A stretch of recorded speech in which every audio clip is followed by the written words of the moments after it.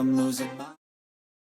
Hey guys, what's going on? Welcome back to the GSMC Chip Shot Football Podcast, brought to you by the GSMC Sports Network. I'm your host, Manny Mardiega, here on December the 4th, here on a Wednesday, just before we get started on Week 14 of the NFL.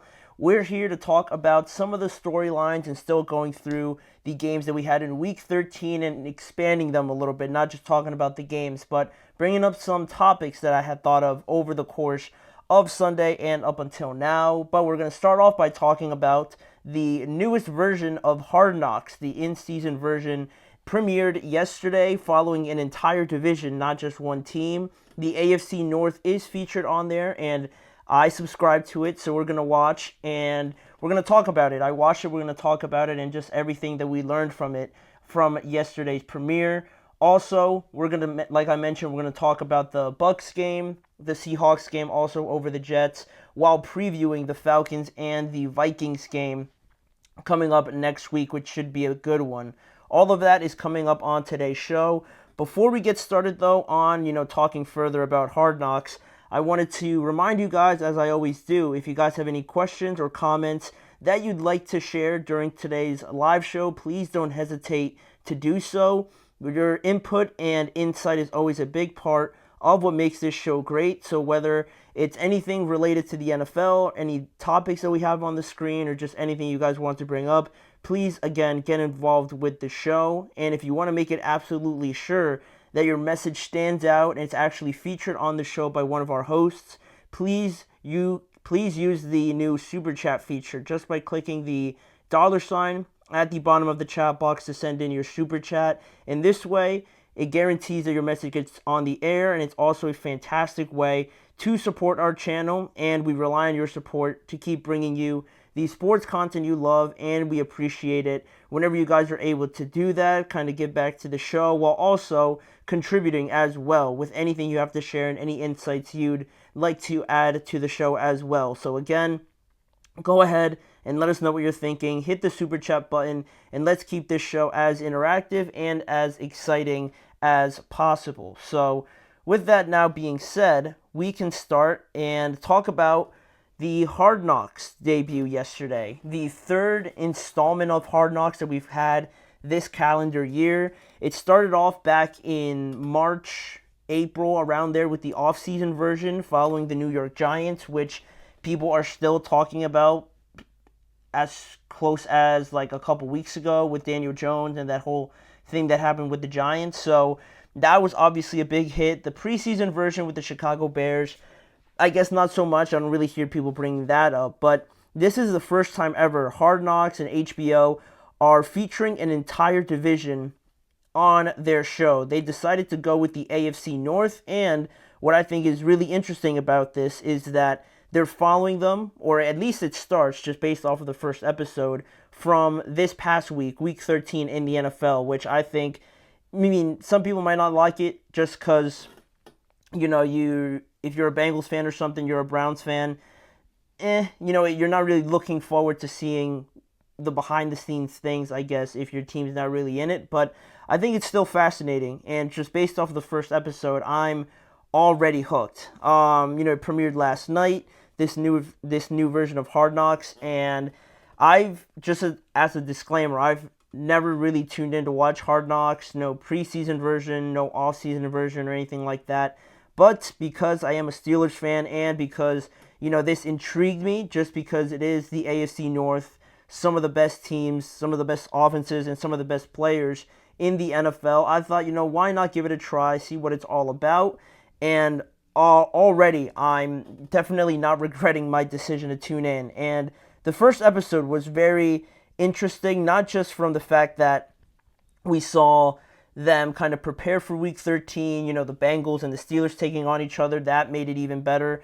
And how they went into the preparation, you kind of felt like you were in the meetings as well with some of the scenes and cutscenes that they had in there as well. And just how each coach, each assistant coach, the wide receiver coach, offensive line coach, all, have their input on what goes into a game plan, which, I've never really watched Hard Knocks, so that could be something that's a staple of it. But from just the first time seeing it and just how it relates to the Steelers preparing for the Bengals and the Bengals preparing for the Steelers, and how this game means so much to each team, but in a different way, right? Obviously, the Bengals trying to, get back into it, trying to stay alive in the playoffs, and how that message is reciprocated compared to the Steelers, where they're leading the division, but still trying to go out there and not take the Bengals lightly. And then that's only a few things that, the first episode of Hard Knocks brought. You get that, aspect of it, how it relates to each one when they're playing each other. Also, the Brown situation, again, completely different from what the Steelers are facing, or the Ravens as well. We saw them and how, they addressed the Justin Tucker, issues with missing kicks, and their preparation for the Eagles game and things like that, and how they went into it during the game and as well as after, dealing with that loss. And we talked about the Bengals as well, and then of course the Steelers. You didn't get to see too much of the Browns, to be fair, just because they played on Monday. So you kind of just saw the lead up to it, not so much what transpired during the game, like you saw with the other teams. But some other things that I liked about this was that you get to see, what it would be like on a Wednesday or on a Thursday, right? In some of these meetings where they go over different things. I thought that was super cool. But I think the overall consensus from what I've seen has been that the Steelers and Mike Tomlin definitely stole the show, at least the first episode in Hard Knocks, because one, the Steelers have never featured on any, rendition of Hard Knocks, so this is the first time that they're really doing anything like this, and everybody knows and hears what's said about Mike Tomlin, right? He's a player's coach.